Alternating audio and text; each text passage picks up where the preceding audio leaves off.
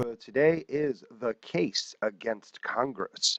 And there's a heck of a case to be made against Congress, so let us begin. Uh, Probably the biggest argument against Congress is it's just inefficient. And as we've spoken about, it was designed to be that way.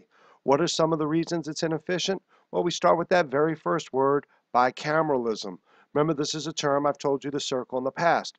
Bicameralism simply means two parts. So in our system of government, we have a House of Representatives and a Senate. And for a bill to be passed, it has to go through both the House and the Senate. As a result, it's real difficult in many instances to pass a bill, especially during times of divided government. Now, as you hear this lecture, you will have a unified Congress. You will have a Republican House and a Republican Senate. However, there is still a Democratic president, and as a result, we still have divided government. Decentralization of Congress. Because you have so many different committees and so many different power centers in the House and Senate, it again makes it very difficult for bills to become law. Remember, the Speaker in the House gets to decide which committee a bill will go to. Then the Rules Committee gets to decide whether or not it'll be an open rule or a closed rule as far as making amendments to that bill. The chairman of the committees have a power of pigeonholing a bill. So there are lots of ways for a bill to really be destroyed in Congress, which is basically what C says. You have all these different power centers. And I stress again that pigeonholing. The idea that you can just put a bill to the side and it's for all intents and purposes done. Now, if I was visually in front of you, I would start to make the hourglass symbol that I've made many times. Proponents of a bill need many victories, but opponents only need one.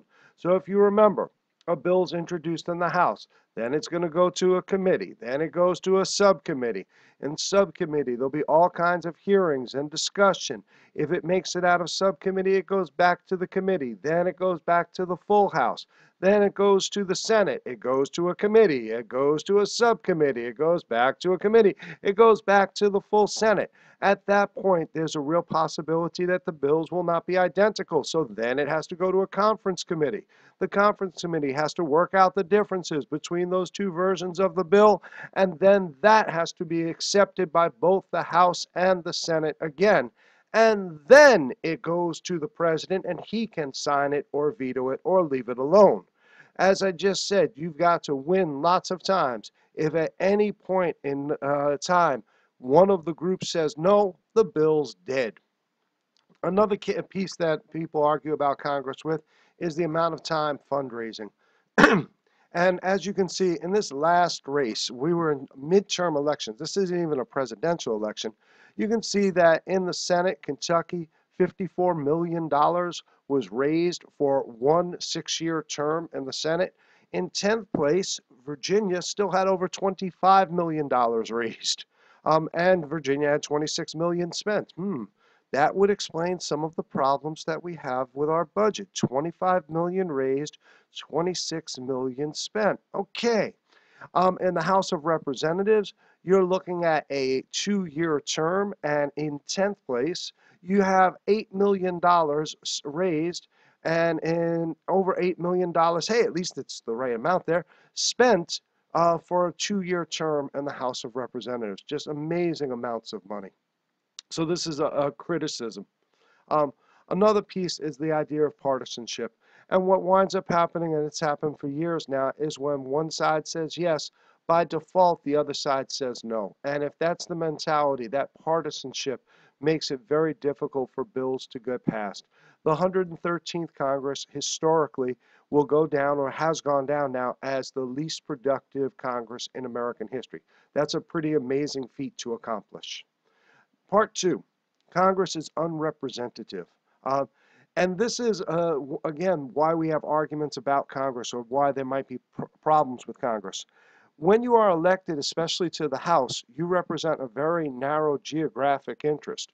If you think about Scott Peters, our representative, he represents our congressional district, and that is what he should be concerned about. Well, he is going to be looking at our district, not necessarily the national interest.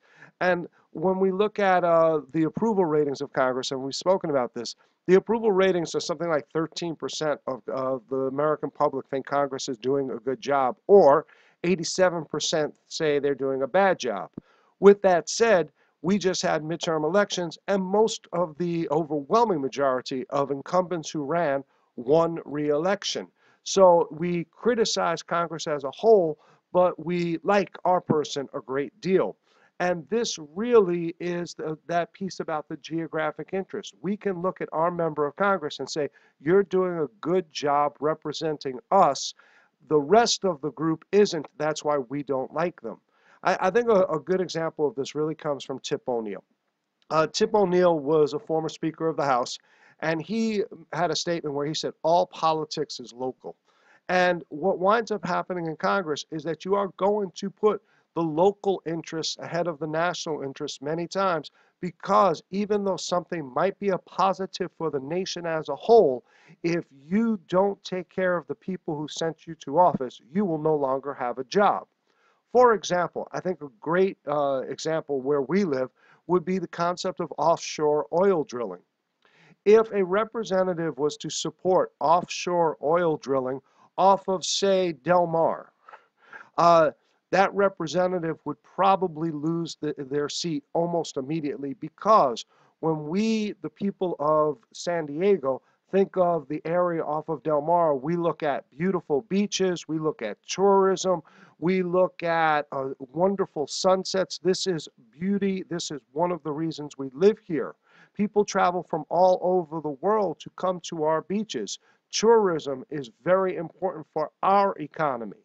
Now, offshore oil is also important, and offshore oil drilling might be beneficial for the rest of the nation, but not necessarily for us. And so we look at our representatives and we say, you better put our interests ahead of the nation's interests. Do what's good for us first. That is the key. Um, Another big criticism against Congress is it just doesn't look like the rest of the nation. This is still the last Congress, because as I record this, they have not updated the numbers, but they're not going to be very different. The criticism is that Congress is a club for white, male, middle-aged Protestant lawyers. In the 113th Congress in the House, you could see there were 2 Muslims, 2 Buddhists, 1 Hindu, 22 Jews, 78 females, and 42 African Americans, 35 Hispanics, 11 Asian Pacific Islanders, and 2 Native Americans. Now, keep in mind, there were 435 people in the House. In the Senate, for the first time in history, a fifth of the Senate was comprised of females, 20 women. There are 10 Jews, 1 Buddhist, 2 Hispanics, 1 Asian, and 1 African American. Again, the majority of the Senate is going to be Caucasian. Though the seniority system's been modified, and you every now and then have someone who is not the senior member on a committee be the chairman, it still is the predominant way things get done. We talked about some examples before. One of the examples was Paul Ryan, who was a relatively young member being chairman of the Budget Committee. But if you look at most of the chairmen, they're going to be people who are on that committee and are from the majority party for a long, long time. Another criticism deals with representation in the Senate specifically. So here we have California with 37 million people. We get 2 senators. Alaska, a fraction of the population, also gets 2 senators. This really does impact majority rule, because even though our senators represent 37 million people, the senators of Alaska votes count the same as the senators of California. One that you may not think a lot about is the impact that the staff of the members of Congress have on the members of Congress. They decide what issues to inform the member about, what information to give the member. You know, many times your ability to make a decision is only as good as the information that you get. If you get faulty information, then your decision may not be the best of decisions. So who works for you and what information they feed you is really, really important. Um, Gerrymandering, hopefully at this point you understand. We have gone through this several times. But the idea that we create districts that create safe seats, again, my favorite example is going to be Duncan Hunter Jr., who is in a district that is about as safe a seat as you could get, and he should build up lots and lots of seniority. Now, another criticism of Congress is it is unethical, and sadly we have way too many examples of this. So Public Citizen was a group that was founded by Ralph Nader many years ago, and they have created what they call the Ethics Hall of Shame. I laugh at it, but I laugh because otherwise I would cry. And basically what they do is they have different people who have violated ethics laws and have wound up in a lot of trouble. You've got a Republican, a Democrat, a Republican. Here's one that was a biggie. That's Tom DeLay. Tom DeLay was actually the majority leader of the House of Representatives, and he got in trouble for basically money laundering. Here's our old representative. That was Randy Duke Cunningham. Hopefully you recognize him. This was the guy who sold the house, and the house went for a lot more than it should have, and the story was broke by the Union Tribune. So this is the Ethics Hall of Shame. Every time we hear something about a politician doing something bad and it winds up on national news, it really does impact how we view Congress. Some of the other ones here, there was recently a movie, it's not displaying properly, but there was recently a movie, I think it was called Argo, and it was a retelling of the story where some people, it was an FBI sting operation, posed as Arab sheiks, and they bribed members of Congress. And it got caught on videotape, like the members of Congress, and they were members of the House and Senate, took money on videotape. And when we see things like that, again, it really gets to us. Another problem we have is unethical fundraising. That's the one that actually did get Tom DeLay in trouble. I realized that you can't see that right now. There we go. That should be a little bit better for you to see. That got Tom DeLay in trouble, where basically he took money in campaign contributions and funneled it to other people. So that became a problem. So now I've got to move that back. Hey, I'm learning as I do this. That's really cool. Okay, come on. There we go. Oh, there we go. Okay, I'm not going to do that too often. All right. So, what else is a problem? PAC influence. Of course, I just clicked on something. Hey, that fits. Cool. But the political action committees, you can see, have given millions of dollars to candidates. And we hope that they're giving money to candidates because they believe in the candidate, not because the candidate is going to do something to benefit them. That becomes the issue.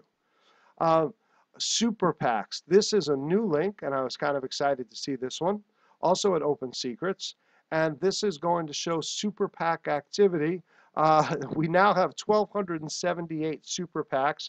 And these super PACs raised $687 million in the midterm elections. I can only imagine what they're going to raise in the next presidential election. So Senate Majority PAC, so, you can see it basically.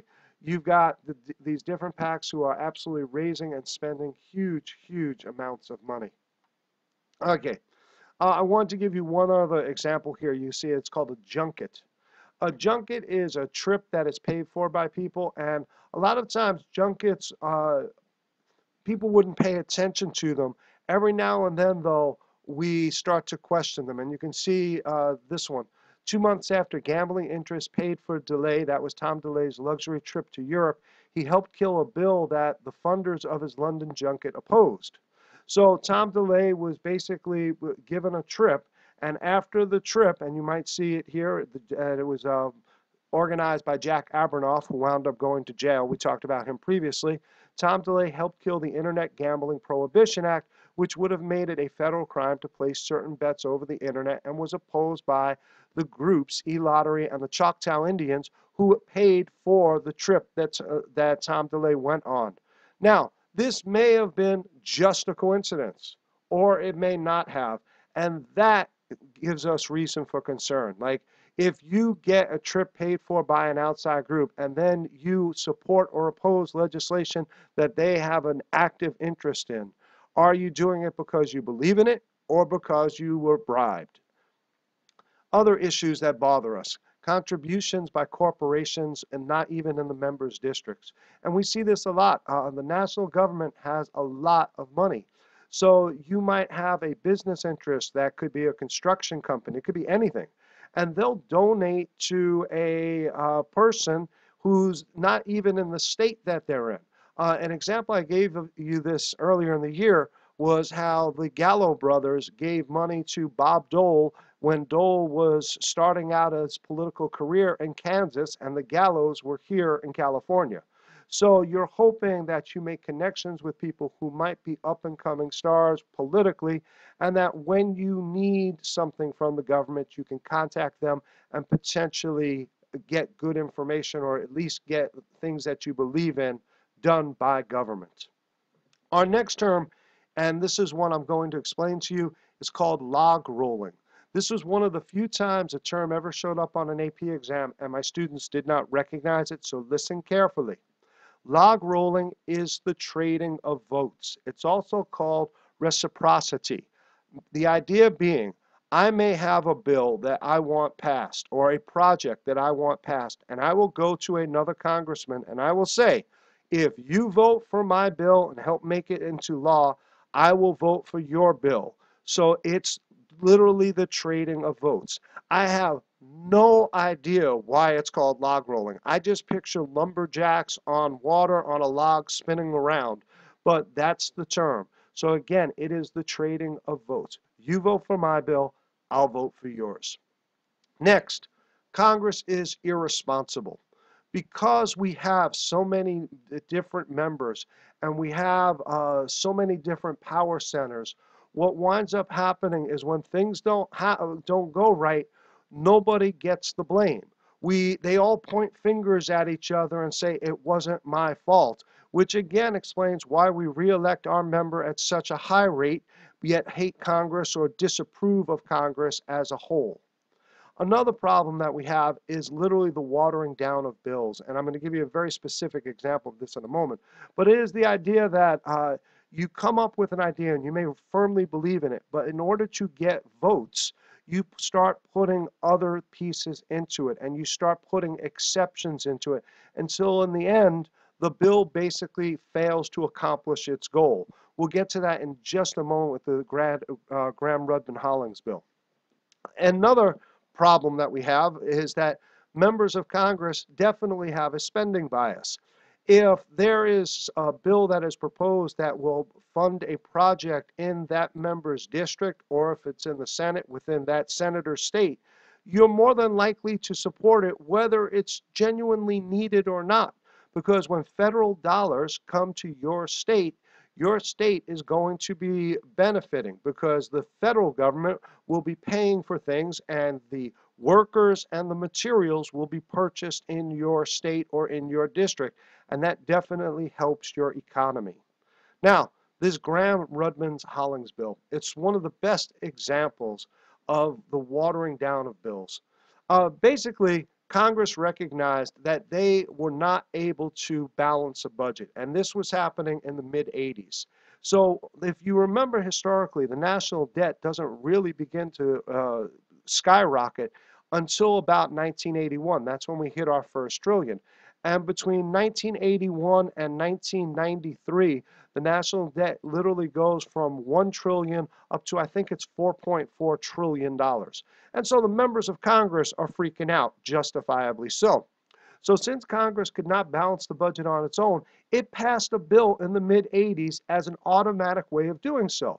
The bill said that we were going to get rid of our budget deficits and we were going to make across-the-board cuts if Congress couldn't balance the budget on its own. So basically what we did is we said, hey, if you pass a responsible budget, very good. If not, we're going to cut everybody equally. The idea was that you would force Congress to make the tough decisions because they would not want to see everybody get cut. Well, what winds up happening is that Congress, as the deadlines approach to start to put the across-the-board cuts in, realized that they didn't really want to make those tough decisions. So the first thing they did is they extended the deadlines. They said, well, I know this was supposed to start in 1991, but we're going to have to delay that a little bit. You know, there are other things going on. And then they literally watered down the bill to the point where it accomplished nothing by starting to exclude different things from it. So we're not going to cut military spending. We're not going to cut Social Security or Medicare. Okay, that was 2/3 of the budget right there. So once you started taking out programs and saying this one's excluded and this one's excluded and this one's excluded, the bill was watered down until it basically accomplished nothing. Now, we did actually wind up with a law being passed that did something. It was called Pay As You Go. Pay As You Go was a congressional agreement in the early 1990s, and what it said is you can only fund something if you've got the cash to do so. What a concept. What did this mean? It meant that literally by the end of the 1990s, the end of Bill Clinton's term as president, by the end of the 1990s, that we had a budget surplus. We literally had more money come in than go out. It was amazing. Does not happen too often. Sadly, Pay As You Go expired in 2002, and the war on terror began right about then, and we were not going to worry about limiting how much money we spent at a time of potential war or conflict or whatever you want to call it. Okay, our final part here. Congress delegates excessive power to the executive branch, and this is one of the biggest criticisms against Congress. Because Congress will pass laws, a lot of times the laws are loosely worded or broadly worded. And basically what they say is, here's our policy goal. Here's what we want. But now we're going to leave it up to the bureaucracy, the executive branch agencies, to fill in the holes, to figure out how to achieve these things. So you might have an example where Congress could pass one of the Clean Air or Clean Water Acts. And they say, here's the goal. We want clean air or we want clean water. Then it would go to the Environmental Protection Agency, which is an executive branch agency and part of the bureaucracy. And it would be up to them to figure out how to make that a reality. What winds up happening is if people get upset with how that is implemented, Congress literally says, the goal was good. It's the implementation that's the problem. It's those unelected bureaucrats who are up in the EPA who are making all the bad decisions, not us. And it absolves them of blame. The last piece I have here, and we have seen this quite a bit in last decade, or actually really in the last 6 decades, a lot of power to the president in the area of war powers.